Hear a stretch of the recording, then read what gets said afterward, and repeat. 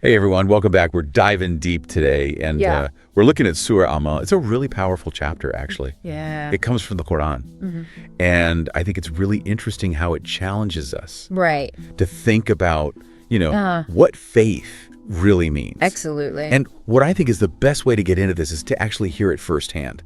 So I want to encourage you all to, if you haven't already, take a look at the show notes. We have the full text of the surah there. Take some time with it, think about it.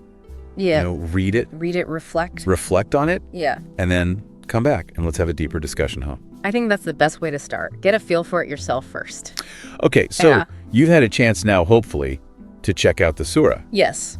What kind of, initial thoughts came to mind? Well, one of the first things that strikes me, even though it's so brief, is how direct it is. It really dives right into the core of what it means to live a faithful life. And it asks us these really tough questions and kind of forces us to look inward. Yeah, it doesn't hold back at all. No, it doesn't. It starts right off the bat with this very pointed question. Yeah.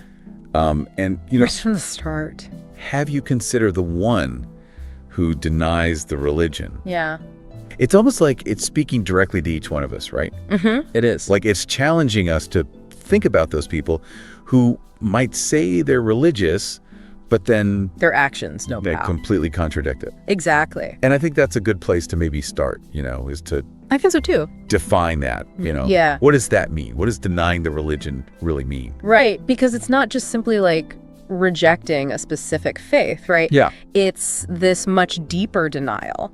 It's about compassion, empathy, social responsibility. These are the core values that should be at the heart of any true religion. Yeah, no, absolutely. And so it's rejecting those. It's setting that stage to say true faith is reflected in our actions, not just the words that we say. That's a key takeaway. Yeah, and it goes on to give some specific examples, right? It does, yeah. Highlights. Like right away, it mentions mistreating orphans. The orphans, yeah. Neglecting the poor. Yeah, and I mean, that ties right back to the beginning. Exactly. When it's saying, have you considered the one who denies the religion? If you are claiming to be righteous, but you are turning a blind eye to those who are suffering. Those who need it the most. Then what are you really doing? Are you really living by your faith? Yeah, it's a huge statement. It's a huge statement. And I think what I find really interesting too is, it makes it very clear that caring for those in need is not optional. Yeah, it's essential. It's essential. Yeah. And this is where it's interesting. It's like, it connects to the bigger picture of Islamic teachings too. It's not just a moral thing. All right. It's really deeply rooted in the history and the traditions. Think about Prophet Muhammad, peace be upon him, right? Right. He himself was orphaned. Yes. At a young age.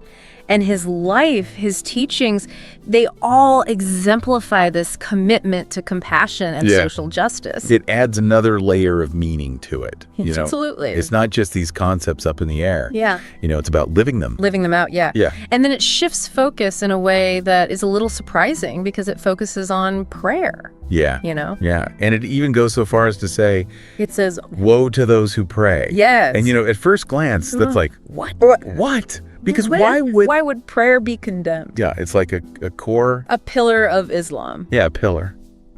So there's more to it. There's got to be more to it. There is. It's not condemning the act of prayer itself. Okay. It's condemning the way some people approach it, right? Okay. It's about those who pray without any sincerity, without connecting with the meaning behind the action. Like they're just going through the motions. Just going through them. Exactly. Yeah. No inner transformation. So it's not the outward, it's the inward. It's the intention behind it. The state of mind. Yeah. Yeah.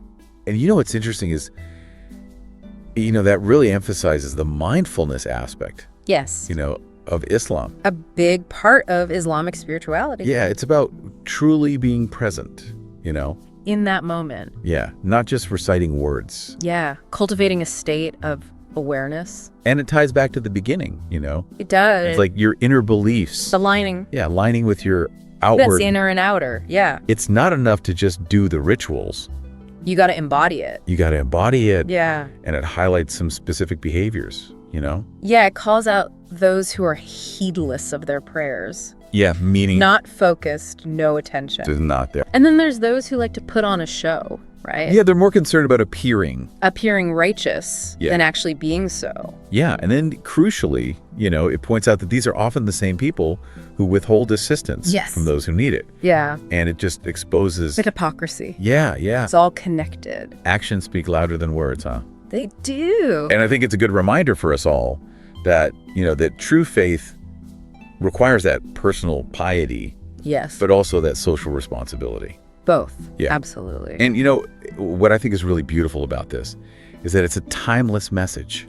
It is. It really resonates with people. Across culture. Yeah, across cultures, across faiths. It's universal. Yeah, it challenges us to look beyond just the surface level. Yeah, that superficial stuff. To really examine our actions matching our values. Yeah, and I think that's a great point to kind of wrap this up on, Yeah. What do you think? I think it's a perfect place to leave it because it leaves us with this lingering question. Yeah. It makes you think, how am I embodying my faith in my own life? Am I really aligning my actions with my beliefs? Am I there for those who need me? Yeah. These are the questions that we should all be thinking about. Yeah, so I encourage everyone to really, keep thinking about this, the message of this surah. Powerful stuff.